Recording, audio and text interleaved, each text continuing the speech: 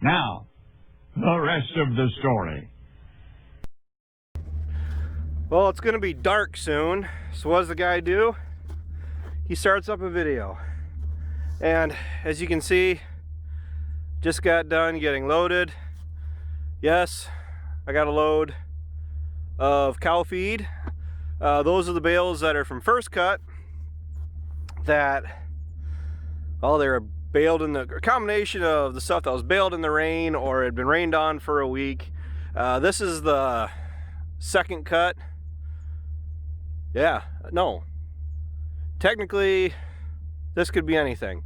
It's a combination of either second or third cut. If it's off the bottom, which it isn't because all the bottom hay is still inside, this is either off of the bench up here or behind you.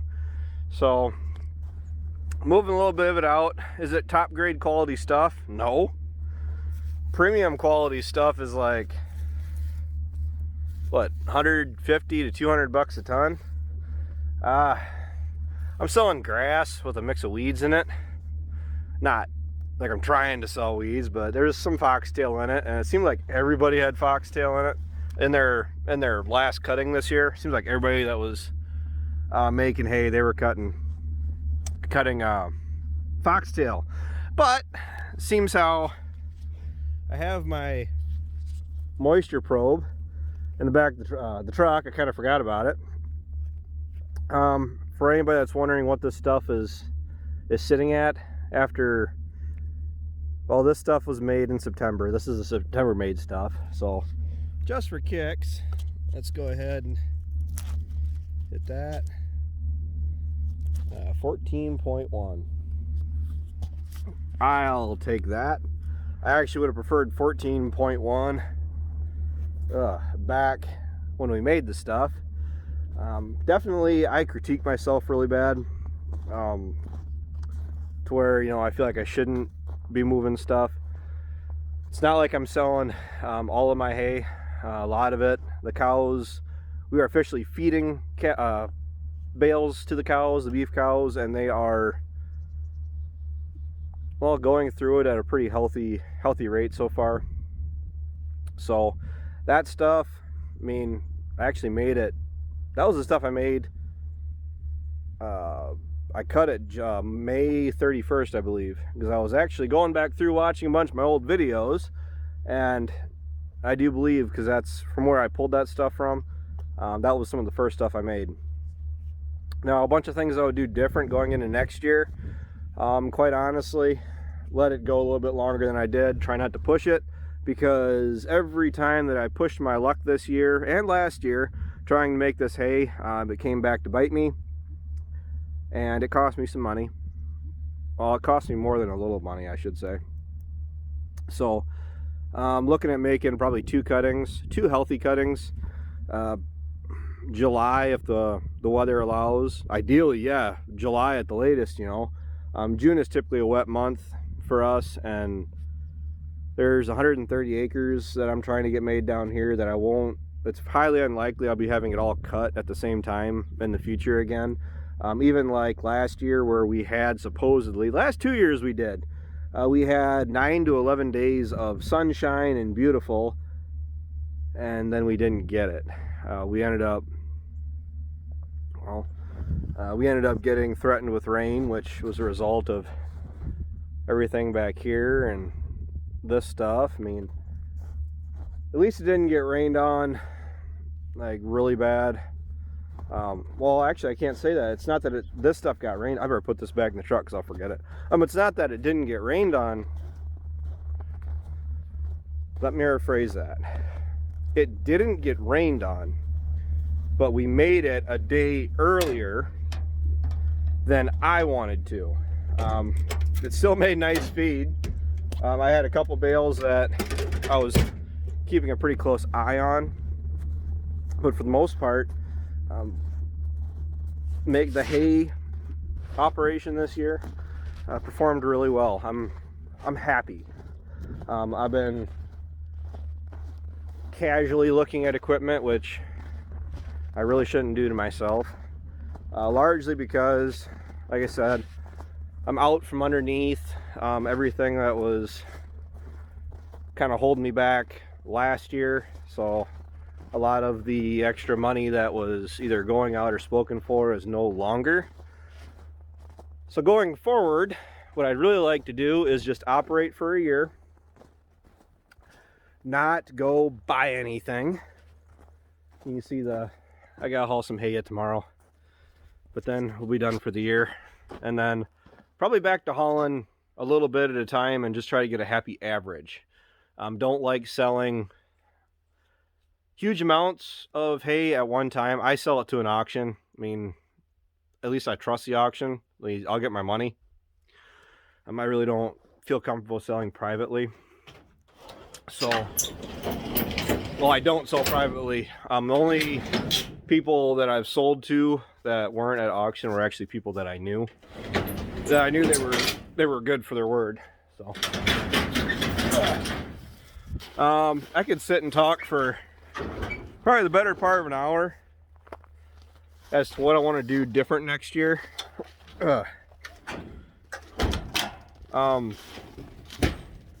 Management, I think we've already covered that, is going to be different.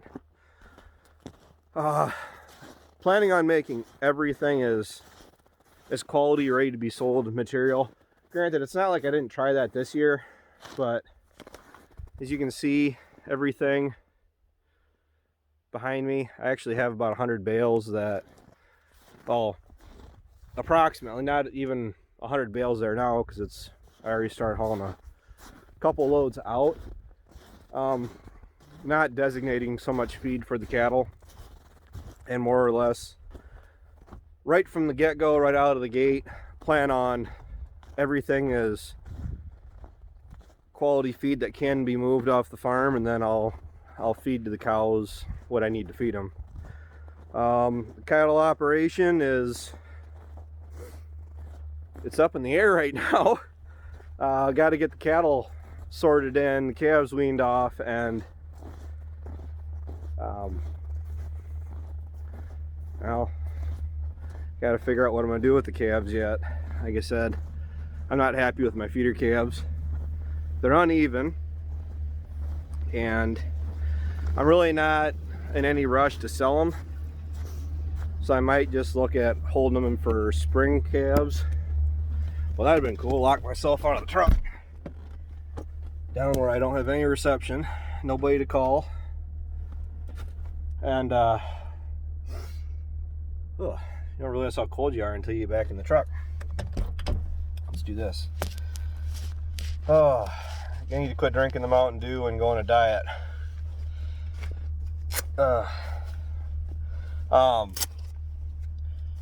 Honestly, looking forward, between moving the hay and planning for next year already, we're sitting really good. The first half of last year really didn't look that way, but this fall, going into this fall, things really started to turn around, namely the crop price. And well, I'm short probably, I think 200 bales is actually a pretty good number, guesstimate, as to how short I am on the amount of hay that I should have had this year. I want to change that next year, of course, but if I can just maintain this year, maybe build up my bank account, and we'll see what the fall brings. I mean, there's a bale carrier out there it's out in Michigan.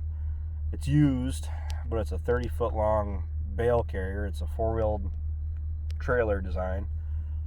Be pulling it behind the tractor, but it'll actually hold 12 bales, 6 bales on a side, and then with a rear hitch on it, I could hook that bale wagon behind me and be able to move a lot of hay in a short amount of time. The big thing is, especially with the valley, we like to get the hay off that as soon as possible, largely because I've seen it happen where we've gotten done tedding it or baling it, and it flooded the next day. This year we tedded it and it had 3 inches of rain on it. And not the end of the world. Last year in September, the landlord says that it had never done that in decades, where it flooded late fall, and we actually made 100 some bales off of it. We got them all off the day before, and then the following day Ryan did a video on it, and then the whole bottom was actually underwater. And then I actually made a video in December down there with the brush hog, cutting all the other half of the bottom that I didn't get made. So definitely risky when you're farming. I mean, it's legalized gambling. Do I feel nervous running the hay ground? Believe it or not, no. I'm managing my risk, accepting the fact that you're probably not going to have perfect years where you may not get everything made. Unfortunate, but cost production, keeping an eye on your cost production, not getting carried away spending. Ideally not spending until the money's in your bank account, not depending on credit quite so much. I mean, I did this year. This is the first year I'm back running this hay ground. I used my credit card as a crutch because I needed parts and equipment. Granted, not a lot for equipment, and you could make the argument I didn't need the sprayer, but the rake, the sprayer, parts for them to get all fixed back up, and then the breakdowns I had this year. The credit card it's a valuable tool that I hate to use. It's tempting just to cut it into pieces. When it comes to diversifying, Grandpa always used to say that, yes, you need to be diversified. That's why we had to keep milking, because we had that monthly paycheck. That's a whole different argument. Beef, crops, dairy. I mean, Grandpa, I guess you could say, was fairly diversified. Myself, I'm more diversified than Grandpa was. Don't milk. And honestly, when I say diversify, yes, try to find multiple sources of income if possible. But at the same time, try to make sure, if it's possible, it's not always possible, for depending who you are and what you're doing. But as far as if you are being diversified, making sure that you at least enjoy what you're doing. It's not easy, but I do, believe it or not. The crops, the hay, the cattle. The cattle are a little bit of a gray area right now, just because I bought a beef herd again this spring, and just trying to get back into a routine with the cattle. I mean, Dad's cows dumped about a dozen calves that we have to deal with now, which it's better having a dozen than one, because at least a dozen is a nice little like trailer load, and you'll actually make more that way than just selling one calf, or even worse yet, none of them calve. So then you got bigger issues even yet. So as far as selling the hay like I do, I don't think Grandpa ever would have saw me doing that. I mean, I really didn't even start row cropping until after Grandpa was gone. My first year was 2013. And that was last year Grandpa was here. And I had good yields. I averaged over 200 corn and over 60, dang near 70 bushel beans that first year. So I got really lucky. So Grandpa was still around for that. But Grandpa wasn't a crop guy. He was a cattle guy. He was a dairy guy. He wasn't even so much a cattle guy. He was the dairy. He was more interested in the dairy than he was the beef cattle. So, but if you enjoy it, I mean, just like I said, I guess the cattle were, the dairy was more my grandpa's, where I guess my grandpa's heart was, where he wanted to be a dairyman the rest of his life, and he got it. I don't miss milking the cows. I think a lot of the guys I come across that used to milk say that too, that they don't miss milking. You don't realize until the cattle are actually gone and it frees up your life, and that chain is no longer around your ankle, and you can actually leave, and there's not a timer ticking away as to how long you have before you have to start heading back to the farm to start chores. So, do I enjoy what we're doing? Yeah, a lot, actually. Every year we get away from the estate sale, which, my grandpa died.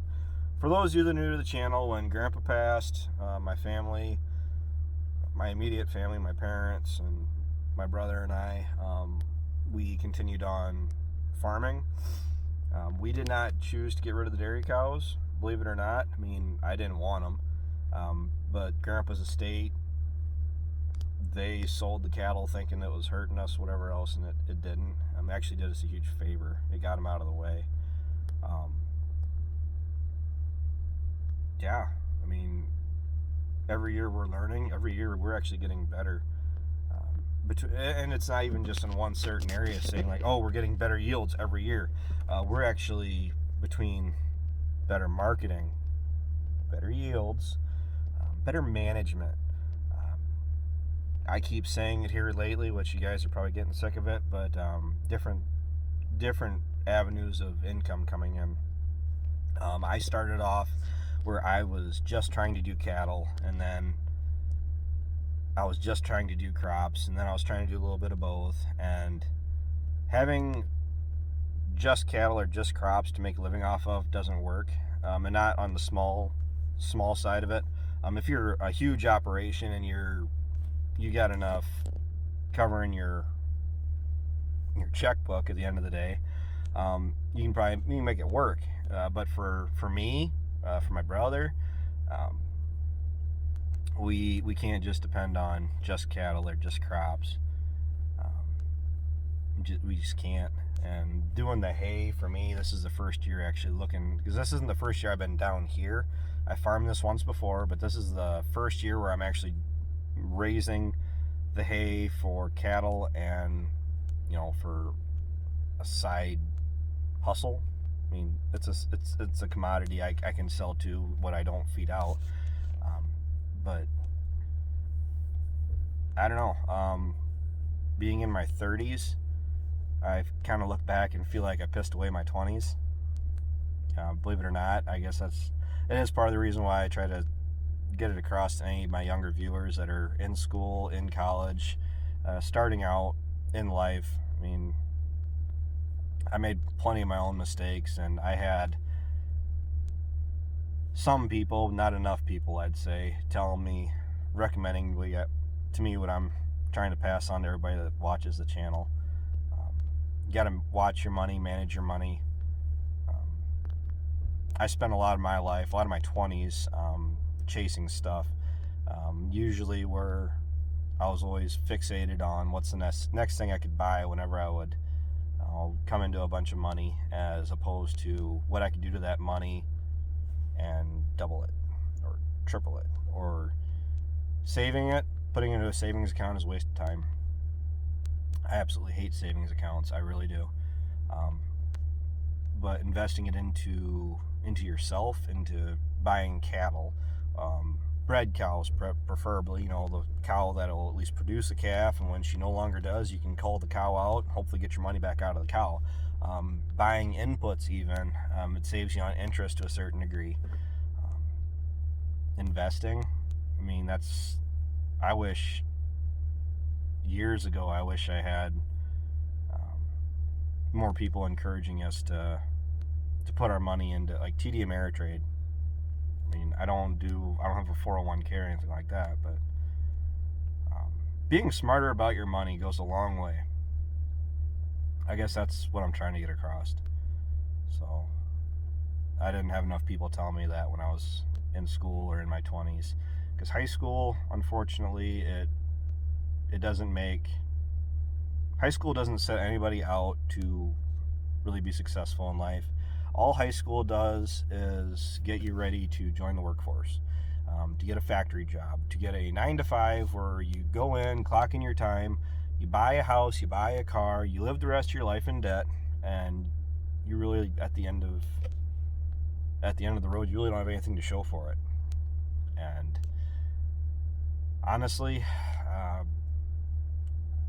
I refuse to live that life. I mean, granted, I have more available to me than most people. There's people that have more available to them than I have available. I'm just trying to utilize what I have available. So, the biggest asset you got is time, and that one is constantly ticking away. So, well, I don't know if this is going to be the last video. Probably the last video for the year. So, definitely cut down the amount of videos I post, but even 2 videos a year, I think is, or 2 videos a week is hopefully doable. I don't want to just fade into obscurity online here, but with a wife and a kid, and winter is usually slower, but usually by about the end of March, we're starting in checking fence, fixing fence, getting equipment ready to go. Then planting, from planting to making hay, to fertilizing, to side dressing, to feeding the hay crop, to feeding the corn crops, to taking care of cattle. I want to start pushing the farms that we have. I mean, we are the 4 farms of my grandpa's. The 3 farms that are the immediate home farms where my parents, my brother, and myself all live. I definitely want to see them start being pushed to capacity again. That's why you're seeing us fix up the lot out of my brother's place so we can start handling cattle out there properly again. The home farm, we got the new bins in. You guys saw that. The dairy barn, honestly, in my lifetime is going to come down. I mean, it's useless. I mean, to be blunt and straight to the point, the dairy barn is useless. It's a catch-all. It's just going to end up catching stuff that we no longer look at. And honestly, we could tear down the barn and everything that's there, the silos. I mean, let's face it, they'll fade into obscurity themselves. Doze in everything. If we still want to keep cattle at the home farm, which I do to a certain degree, we can put in a simple pole shed, whatever else, and then put in a shop. We need a shop. Nothing huge. I am not the type of person that's going to go out to the shop in February just to find something to do. I'm not one of those people, but I am definitely one of those people that I'll work on what I can work on. So, this video is getting long enough. It's getting dark, and I got to get home so I can get this truck put away so I can actually go and check cattle. So, you guys are watching the rest of the story. Take care, take it easy, keep in touch. I'll talk to you guys next year.